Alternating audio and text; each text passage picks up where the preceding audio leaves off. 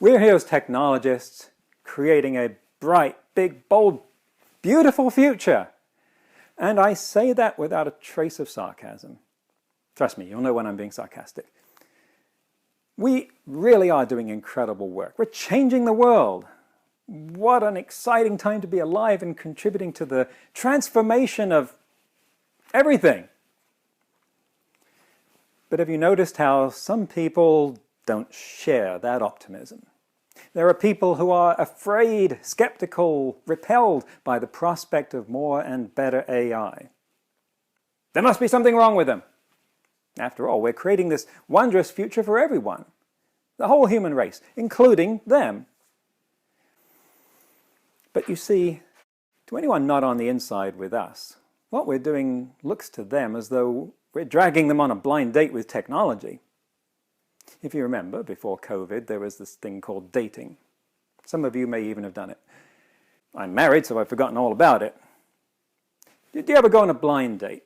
When a friend said, "Trust me, you'll really like this person. They're perfect for you. I can't believe how much you're alike." How well did it work out? This is why Tinder was invented, to take the blind out of blind dates, right? We're not crazy about the blind part.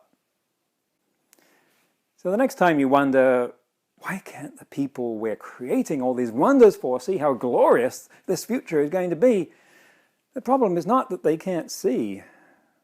It's that we're the ones in the driver's seat. But when you're in the back seat of the car, you're at the mercy of the driver, and you don't have as good a view as they do. We're the ones taking them on a ride. And every time we hit a pothole, we saw it coming, but to them it was this sudden jolt that came out of nowhere. Meanwhile, we're calling out, "Don't worry, just a little bump. You're really going to like it where we're going." And they're like, "You're basing that assessment on what exactly? Have you been there already?" And we say, "Well, no, but we're pretty sure it's going to be awesome." Inspires such trust, no? And part of the problem is that we're right. It really will be awesome.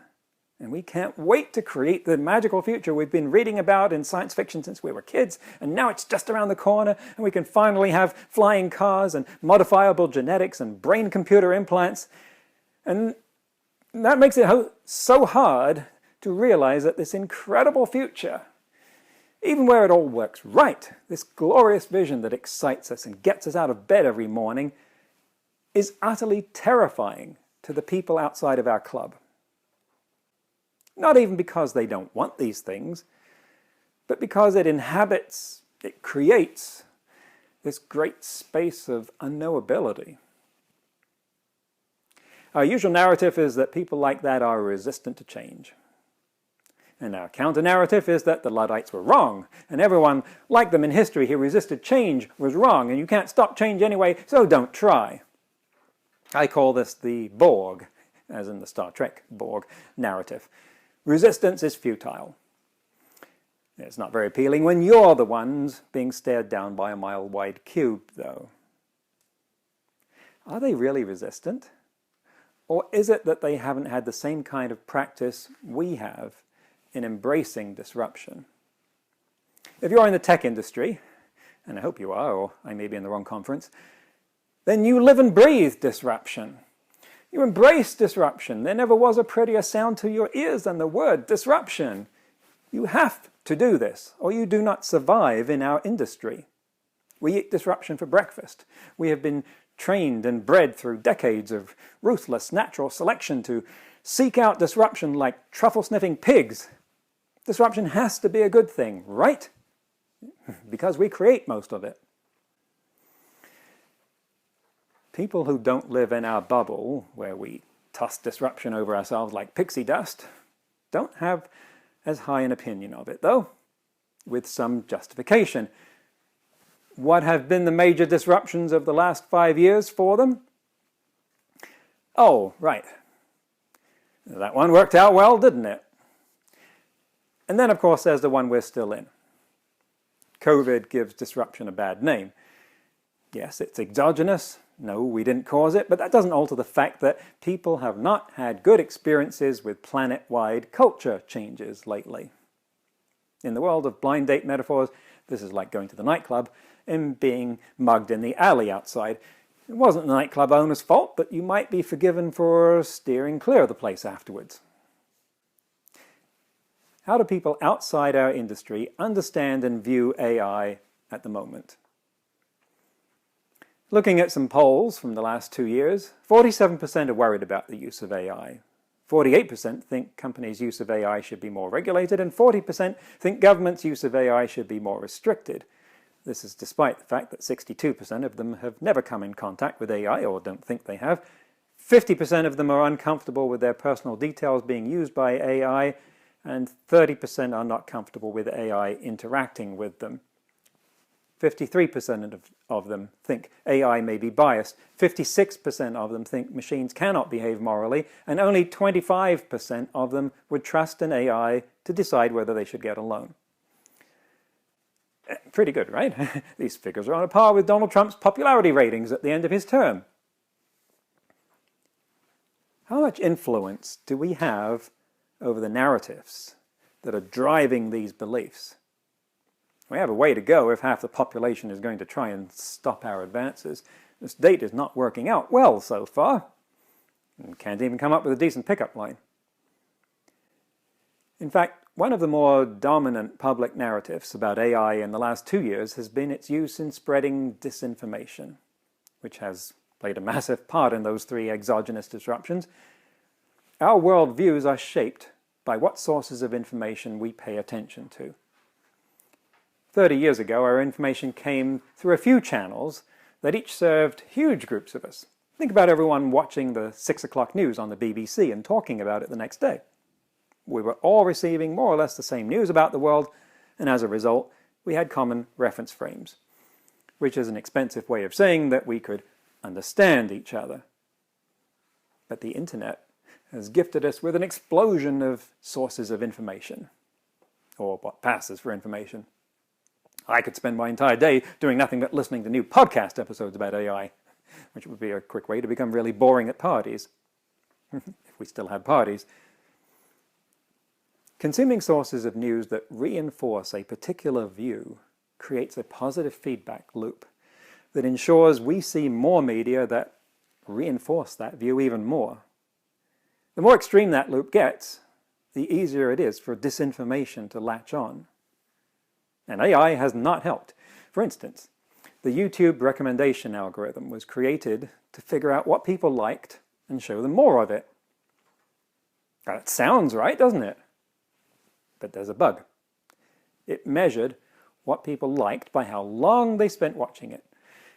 And it turned out that people would spend the most time watching the things that grabbed their attention the most. And this bears little relationship to what might be uplifting or useful to them. It was instead whatever would give them an oxytocin rush, like puppies. But it was also what would give them an adrenaline rush, like being told, the reason you can't get a job is because these people took it from you. And so YouTube would suggest to them more videos that did even more of that. Do you feel like there are people, maybe people who are or were your friends or family, that you no longer understand, that they've become alien in some way? This is what's doing it. Can we disrupt this vicious cycle with a balancing loop that would expose people to contrary views? Here's a challenge. Can we use AI to build those balancing loops, to make this problem better? This is neither academic nor inconsequential. For instance, if too many people decide not to get vaccinated against COVID because of something they saw on the internet, we don't reach herd immunity. How can we use AI to help us reach herd immunity from the viruses of the mind that are spread by disinformation? Is that something you can help with? Turning that dynamic around would let us have much more productive conversations with the public about where AI appears to be going, which is amazing. So let's look at that. Speaking of conversations, when someone looks at a conversation with GPT-3, like say this one, it's really hard to convey the nuance and subtlety of what's actually going on. If you haven't seen an example of GPT-3 in conversation, take a look at this. As far as it goes, this is Turing test passing level stuff. If this shows up on a documentary piece on the 6 o'clock news and they give you 30 seconds of rebuttal to explain why it's not really thinking, the audience is unlikely to appreciate the finer points of comparisons to Markov chain generators. At the same time, despite the fact that this is just a really good parrot, it's getting good enough to make a real dent in many fields where we wouldn't have said parrots could make the grade. And it got so much better than GPT-2 by having 100 times as many parameters, which is something we can just keep increasing. Using the dating metaphor, it seems that size really does matter. But GPT-3 isn't the only technology we have that's working on crossing the uncanny valley to human-like intelligence. It really is amazing what you've all done. Google Duplex, the Google Assistant, demonstrated its ability to make haircut appointments or order pizza on your behalf over the phone. Its voice is completely natural, and she even inserts encouraging noises like, to keep the conversation chatty. It's virtually impossible to tell by intonation that you're not talking to a human. And Micah from Magic Leap was an avatar that could be animated almost photorealistically in real time in a conversation. She can keep eye contact and react to your facial expressions. Yes, Micah and Duplex have had problems with deployment and funding, but the viability of the technology is clear. If you had an AI that combined all three of these capabilities together, how would people react to the result? I suggest that we would be very close to the premise of the movie Her, you know, the one where Joaquin Phoenix falls in love with Scarlett Johansson, except that she's the voice of his phone's digital assistant. In other words, she's Siri. It doesn't matter that the thing we built doesn't have any sort of inner life, self-awareness, or consciousness. The appearance would be enough to create a powerful perception of those things. We, as in humans, do not have a very high standard when it comes to finding sentience within machines. Back in the 60s, a program proved that you could get people to pour out their hearts to a computer if it just said, "That's interesting, tell me more about that," often enough. Even though they knew it was a program. Just like today, a research scientist can feel empathy towards a robot. This is Kate Darling from the MIT Media Lab. She gave a TED talk about this dinosaur robot toy. It's called a Pleo, and it gets upset when it's held upside down like this. What I said just there illustrates exactly the point she makes in her talk, because it would be more accurate to say that when the toy's accelerometers detect that it's inverted, it moves its limbs back and forth and emits a certain sound. And yet even Kate Darling found herself drawn to protect it and mother it, and she has a PhD. What this means is that we're very close to an era where machines will evoke instinctual and emotional responses that we had previously reserved to our fellow humans. People will be drawn to interacting with them as though they were sentient, even though we know every line of code in them and know they cannot possibly be. So even though we will still be a very long way from creating machines that have general intelligence, self-awareness, or free will, in some domains and some contexts, people will feel as though the machines do have those things. And that's enough by itself to constitute a massive shift in our relationship with AI. There's that word relationship again. How are we curating our relationship as a tech community with the people who will be our consumers, users, customers, which is just about everyone else? How do we believe that they will come to see the light, realize how right we are for them, and improve on those terrible acceptance statistics? When one community intersects with another, it may assimilate it. There's the Borg again. Are you counting on resistance is futile to do the job? Assimilation of one culture by another doesn't usually work out. Like, for instance, when Japan tries to assimilate American culture. They don't understand it, but they do like to try. Whereas a more productive model of culture merging is integration. In Portland, Oregon, they have these multicultural food trucks.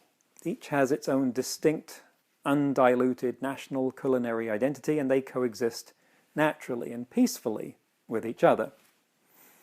Although let me tell you that a British stomach is not well prepared to take on board half a dozen of those different foods in one go. When we don't get either of these models right, though, cultures don't merge. They declare war on each other. This must not happen to us. I spend a lot of time educating people outside our industry about AI. And I can tell you it is an uphill battle to convey to them that AI is going to make their lives better. How do we start to secure this relationship? Where do we find the therapist that can heal the differences and get us talking to each other? We can start by identifying champions of change within our organizations.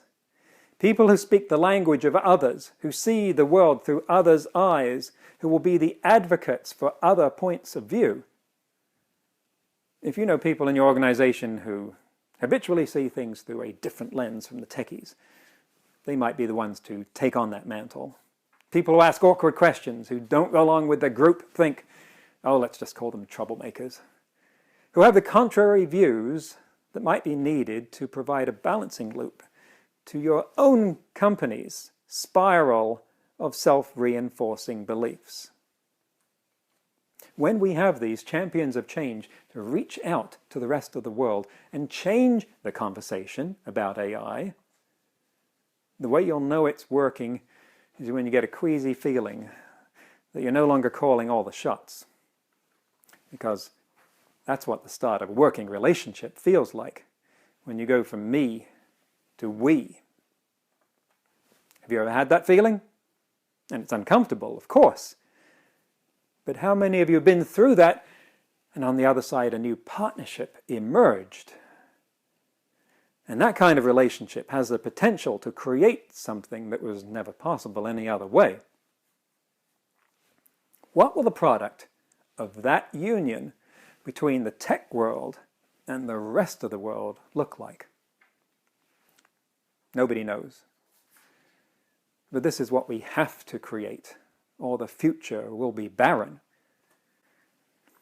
Look at how much talent you have going for you. Look at the incredible future that you want to create. And imagine how it will be if the people who will use it are behind you instead of afraid of you. Now there is a truly daring vision of the future. And I want you to go away from here, allowing yourself to see that vision and ask yourself where it could take you. This is me, my book, and my podcast. The next event I have going in the UK is a webinar over 2.5 days for the telecom industry in partnership with Katie King of AI in Business fame. It's on March 24th and 25th. And now we can take questions. The first question we'd like to open with is, you talk within your talk about trust being an issue. So trust me, AI is going to be awesome. How do you think we get past that trust issue? Thanks, Darren. It's a great question to open with. And trust is an issue that comes up when there's a vacuum and it gets filled with whatever has the opportunity to take root there. Sometimes that's disinformation. Sometimes that's just plain fear. And it's the same issue that you could see around anything in especially large enterprises, corporations, where there's a rumor mill and management is secretive. This is the sort of thing that coaches and management consultants make their bread and butter on, right? That trust is a big issue in those places too. Now we're looking at the issue of trust of a technology, of a field, of a shift in our entire way of life. If we are to believe that AI is to become the new electricity.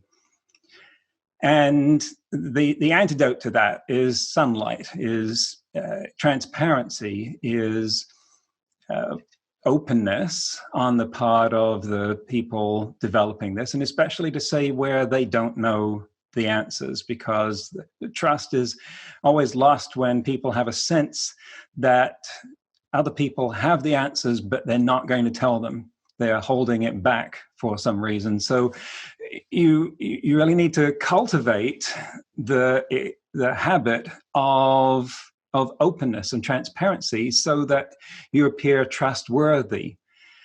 And that comes down to, who do you put in front of the public and the media, and the message that you give them really needs to be one that appears you're not holding back on what you have. You're not trying to just use every question as an excuse to talk your book and trot out the management lines. These days, people see through that right away. We are so used in social media now to people being honest, and we gravitate towards that. So get those people that have got the most practice, maybe the millennials or the younger ones now. I guess at this point millennials are the or olders, the Gen, whatever you call them now, Z. But get them who have got that practice in that easy familiarity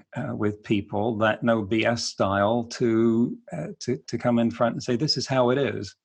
Absolutely. And I guess that's it. So you talk about almost countering some of those that disinformation that comes around. Do you think there's a level of knowledge that people need to have in order to try and counter some of that disinformation, or is it simply, as you're suggesting, maybe people just being as open as they can about what they do know and what they don't know, and what they are confused about? When it comes to disinformation, the primary driver of that is emotion. And one of the biggest mistakes that we can make is thinking that disinformation driven by emotion can be countered by any amount of information. That has lost people elections. And so the first thing to do is to understand the emotional drivers and speak to people's needs first. There's a famous example of this, at least to me, of when the movie Avatar came out, because that got more followers in a few months for environmentalism than Al Gore's movie An Inconvenient Truth had in years. And someone asked James Cameron, the director, well, how did you do that? Your movie doesn't depict a single fact about Earth-based environment. How does that happen? And he said, using images from the movie, he said, you don't fight the gunships of emotion with the bows and arrows of logic. So you've got to suppress that urge to say, oh, but there's this other fact and these statistics here, and leave that until you've addressed what the drivers are that are changing people's emotions. And that's what's driven so much of the disinformation in the particularly the crises and disruptions that I addressed in the keynote. Absolutely. And you talk about stats there, and you called out a number of stats within your keynote as well. Is there any one in particular, or one aspect of it that worries you most, that makes you most concerned that that something's going sort of slightly wrong in the way people think about AI? They all indicate the same kind of thing, which is we don't know what this thing is. And the overall thing there that concerns me is the conflicting messages that the public gets about AI. And if you look at those messages, you'll see that they get everything from this is going to create a utopia and curing death, to this is going to wipe us out. And those messages come from equally respected corners, like Ray Kurzweil on one side, Stephen Hawking on the other. And who are you supposed to trust? We should try and understand what it's like to be in that position of not knowing this technology and getting this completely conflicting information. And there's really not much outside of that range, right? And to try and make sense of it. What are you supposed to do? Turn it into a popularity contest? Which one of these experts looks and sounds more appealing? The fact is that they can both be right. The fact is that the truth is more nuanced, but it takes longer than a 30-second soundbite on the 6 o'clock news to convey that. We've got to find the memes, the metaphors, the imagery that conveys what AI really is now and what it is really likely to become. Fantastic. And I think, Peter, there's going to be lots of students listening in to you right now, thinking, well, AI is maybe something that I want to get into. I'd quite like to be more informed in this field. I'd quite like to get involved. Have you got any particular advice that you might give to somebody just making their way in the world, thinking about AI as a future sort of career? Yes, and I love speaking to groups in that just entering the job market or about to consider their options for education for entering the job market demographic, and because they're really excited about this sort of thing, even when they understand the downsides as well as the promise. They're focused on what can we do to make the best outcome happen. So that is a great question. And I think the thing to realize is that for any of us who came out of high school years ago, that at that point, it was so different because the teachers could prepare us for just about any industry. You knew what the next 20 years at least of anything was going to look like. They could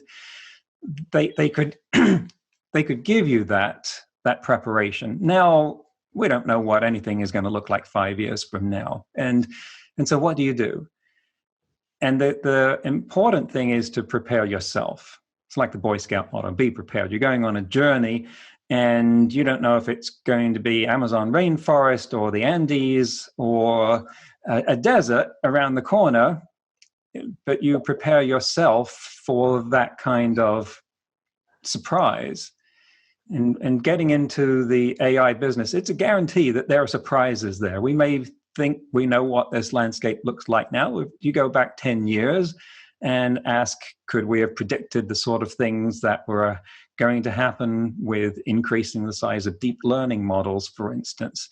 That wasn't a common sort of thing. Could we have predicted the secondary effects of that and the sort of things we've seen out of, say, GPT-3, or how people have utilized those kind of models? No, those are so hard to predict that I would say that the challenge is, don't try to predict those things, but ask yourself, what's your talent and what are you called to do? And you can apply that anywhere in AI because AI covers so much. The world is going to have an AI tinge to everything. It really is going to be the new electricity, that it will be applied in so many places that you can take whatever you're most drawn to and say, all right, when I've learned what AI really is and what it can really do, I can put those two things together. And we're going to see the merging of things in between AI and other things. We're going to see AI psychologists. That doesn't exist as a job now, but it will. I don't know when, but at some point it will. Absolutely. And I'm conscious of time, and yeah, I'd love to be able to ask you more questions. But just on the final one, do you think there's a risk to businesses who are nervous about the rate of change that you're talking about? AI is constantly changing. There's a whole bunch of unknowns out there. Do you think there's a risk to businesses that don't start to embrace the change because they're worried that it's going to get leapfrogged? Any particular advice to businesses going through that sort of thought process at the moment? Well, that's a constant mantra for the last 20 years at least, innovate or die. It's ratcheted up the stress on business people enormously to have this rate of change rubbed in their face. On the other hand, it's true that change is happening. Who wants to be the next Kodak? Invented the digital camera, but we're too attached to long, thin pieces of plastic to leverage it and operationalize it. So I would say that it's a matter of coming back to your core, understand what you're really in business for, and don't get attached to the way that you've done it, but get comfortable with and enjoy the process of reinventing that. It's something that AI, well, and this is a good place to perhaps reach the end here, but more than one researcher has said that the thing they love about working on AI and the reason they do it is because the more they learn about AI, the more they learn about themselves. And I don't know what else you could say that about in the tech field, but it is certainly true. And so that's, I think, the thing to embrace is that learning and what does it reveal about yourself? Because ultimately that's going to be the thing that makes the journey worthwhile. Perfect. Brilliant. Well, like you say, that's a perfect way to summarize and end this chat. So thank you ever so much again, Peter. Really appreciate your time. Thank you again for being part of the AI Festival. No, thank you, Darren.